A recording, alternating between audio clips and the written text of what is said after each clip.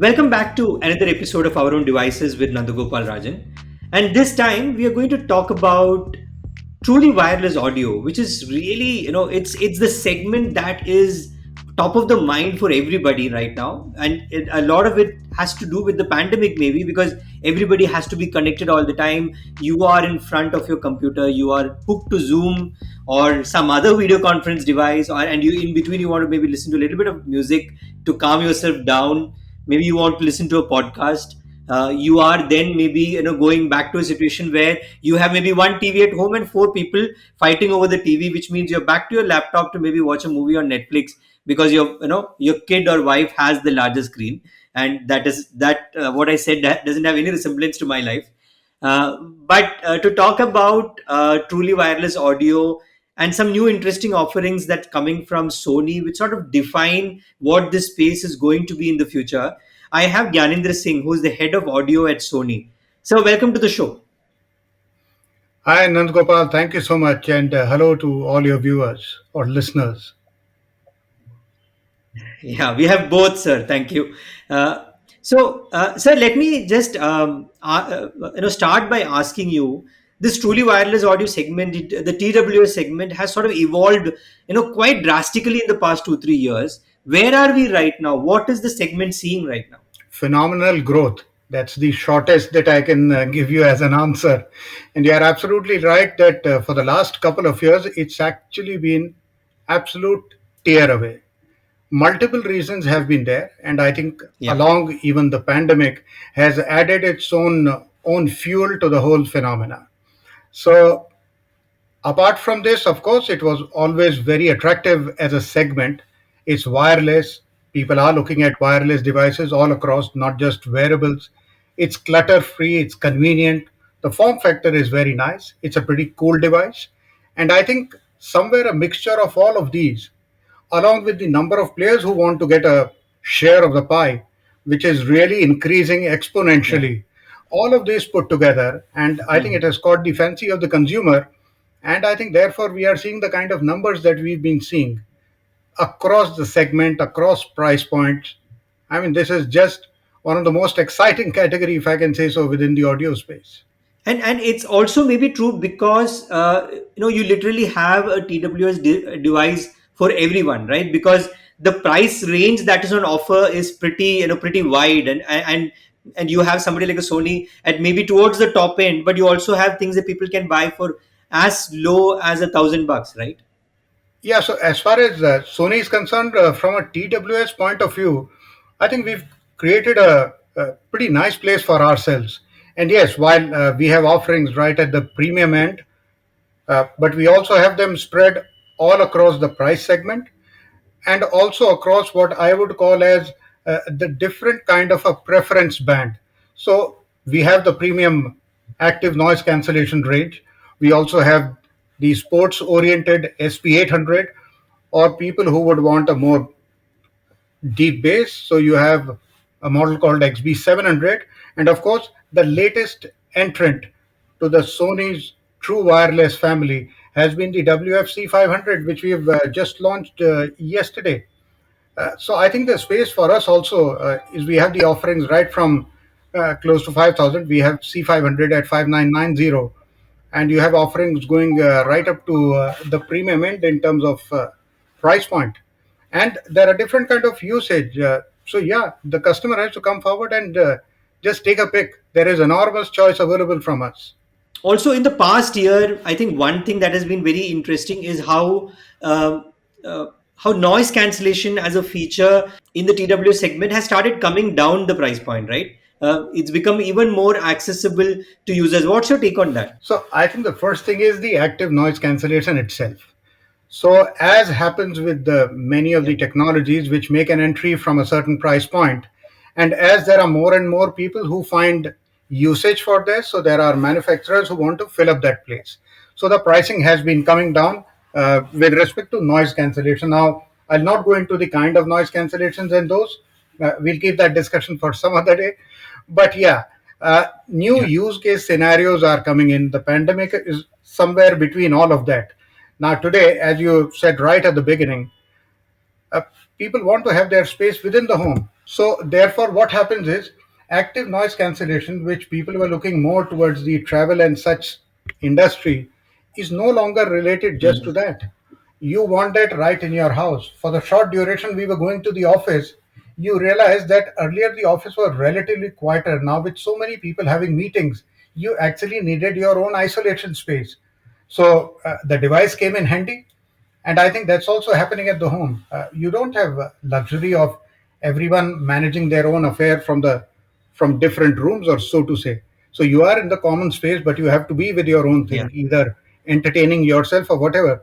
So I think there are new use case scenarios and relevance for active noise cancellation, and that's adding its own bid to this whole demand, where the price points are also coming down, and of course, uh, people are also taking it with both hands.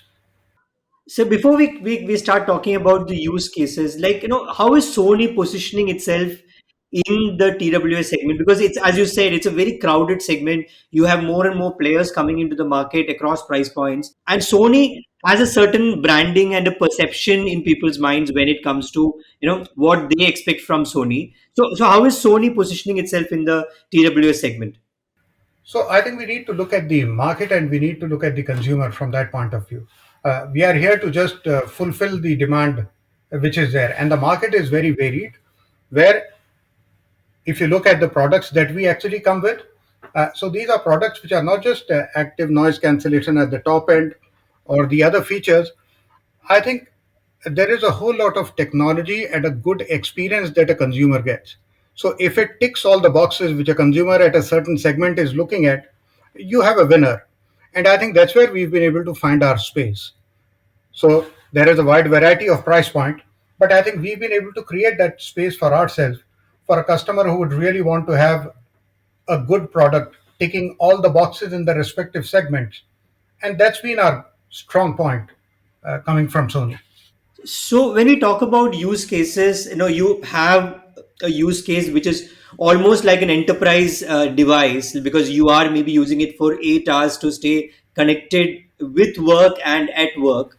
But you also need maybe the same device to rise up to your requirements of watching a movie or listening to a song after work. So does that mean that the devices now have to be very flexible and versatile when it comes to just features and purely the audio capabilities also? So nicely put, Nandgopal. Versatile. That's the key word. So I think that's what you get if I were to actually talk of our flagship product. So today we use these devices to be on a call. We are also, as a nation, the amount of cell phone and the calling that we do on a cell phone. So you again need that kind of a call clarity, and not always you'll be in your house. You're moving around. Generally, the Yeah. noise level of our environment is quite high. So that's where even the active noise cancellation and these kind of things come in handy. If you are also on the go listening to music or consuming entertainment at home, just look at the amount of entertainment that we are consuming sitting at home. We've gotten used to that. So the OTTs are belting out content, and the consumer is taking it all in. So there are these multiple use case scenarios. Gone are the times when we only thought of active noise cancellation while traveling. Now we are getting used to it pretty much as a common feature. And add to that Yeah. the sound quality that a consumer really wants, the good call quality that he's looking at. And let's not forget, at a very basic level, this device should fit you well and you should feel comfortable, even if you have to use it for, let's say, quite a long period of time. Anything beyond, even an hour continuously is long. You need to be comfortable with that device. So I think there are many boxes to be ticked when you talk of any of these Yeah. devices to do really well, and therefore there is a lot of thought which goes into that. So as you mentioned, a lot of thought goes into that. So how does Sony how or if I put it in a different way, you've just announced what can be called your flagship in this segment. So in that, what are the advancements that you have brought in? How has it taken the story forward in the TW segment? Absolutely. So as I said, I'll just focus on some of the interesting features that it's the best in active noise cancellation is something which we've been doing over the last couple of years with all our 1000X series. So this is the latest one to enter that, the WF 1000X Mark IV. Not only the active noise cancellation part, this device comes with many other smart features. I'll talk about just one of them out here. So there is something like an adaptive sound control. The device would be smart enough to know where you are, and you can register those places. So at those, so if you want to listen to an announcement, you would be able to do that. You don't have to make an extra effort for that. The device can be, he can remember the location where you are at, and therefore that mode gets activated. You come back home, you don't have to tell it to play a certain kind of music. You can you can tell it to remember those kind of things. So I think there are those very nice smart features which are built into that, which make your usage of this device very nice. And of course, if I were to actually say that in terms of call quality, this device will absolutely blow your mind. That's the kind of call quality that it has. That's the kind of technology which goes into it. That even in a noisy place, it will only pick up what you are saying. So I think there are those kind of improvements which have gone into this device. Of course, it's much smaller than its predecessor and various other functional things onto it. But these are some of the key things I'd like to leave you with. So, is it right to say that the TWS devices are also becoming smarter with time? Of course, they have audio quality, they have noise cancellation, call quality, all of that, but it's also becoming smarter, as you said, adaptive to your environment, right? Yeah, absolutely. They have to be adaptive. They have to give the consumer that extra convenience, which helps the device to sort of connect with the consumer. You enjoy using a device.